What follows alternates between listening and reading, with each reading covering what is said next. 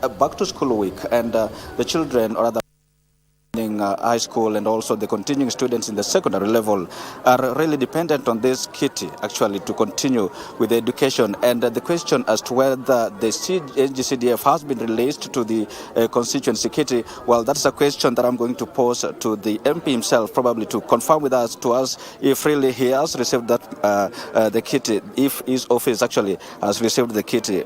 Welcome to KBC Channel 1 on our news check show. We are talking about the NGCDF kitty. It is the back to school week, and of course we know that learners are really needy for this, of this kitty. Tell us, your office as the Kisumu Central Member of Parliament, has your office received the allocation from the NGCDF? My name is Joshua Oron, MP Kisumu Central. I want to say that in Kisumu Central as a constituency, our budget for bursary is 63 million. So far, up to yesterday, we've only received 30 million, which is less than a half of what we are entitled to. This constituency has got total CDF funds of 184 million. So far, it's only that 30 million that has been dispersed. So that is too little, almost too late, because we are remaining with only 6 months to end of the financial year. The NGCDF board has not even approved the projects for the constituency. We don't know what's happening. We know the government is broke, and the sooner the government goes home, the better for us, because a government that takes 7 months before releasing monies which were budgeted for last year is no government and should not even start thinking of running the country. And if I may just ask, you've mentioned 184 million that you need for the kitty for this financial year, but what you have now is only 30 million. How are you going to navigate that scenario to ensure that even the learners here get what the little possible to go to school? It's very difficult, and it's a juggling situation for MPs like me. In Kisumu Central, we are lucky that we have very good working relationship with the secondary schools around and beyond, that our local secondary schools, we've agreed in principle that we look after Form 1s as they go.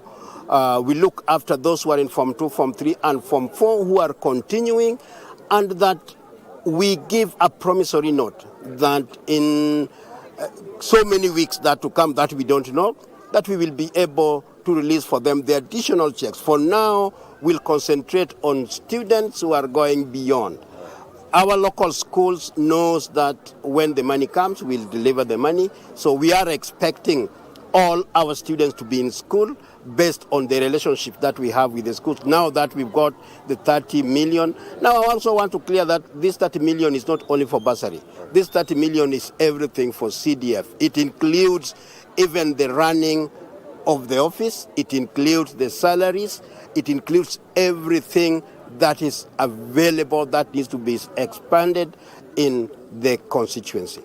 Critical on hand as we speak is now the children that are going back to school, either the continuing students or those that are joining their Form 1. And there have been calls from different quarters for people to support the needy.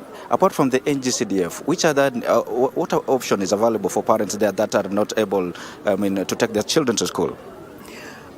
Currently, given the economic tough times in the country, even the usual banks that ordinarily support students are shying away from supporting. So it is a very, very difficult situation for many parents.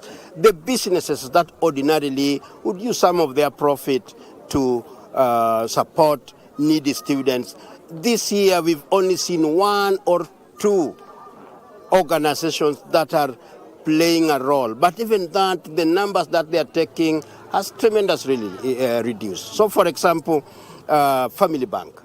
Family Bank traditionally has worked very closely with the Kisumu Central constituency, and last year they took 5 kids for scholarship. This year they have only taken 3, and I'm sure that is replicated across the board, that many other organizations are now finding it very difficult to take on students because, one, the economy is shrinking, and it's shrinking very fast. The inflation is very high. Their businesses are almost gone. So that is very true. And then probably what are the options available now that probably those sponsor organizations are probably shying away from sponsoring students? Now, what options are available for the parents? There are very, very minimal options. The only option that is reliable, if it's available, is NGCDF.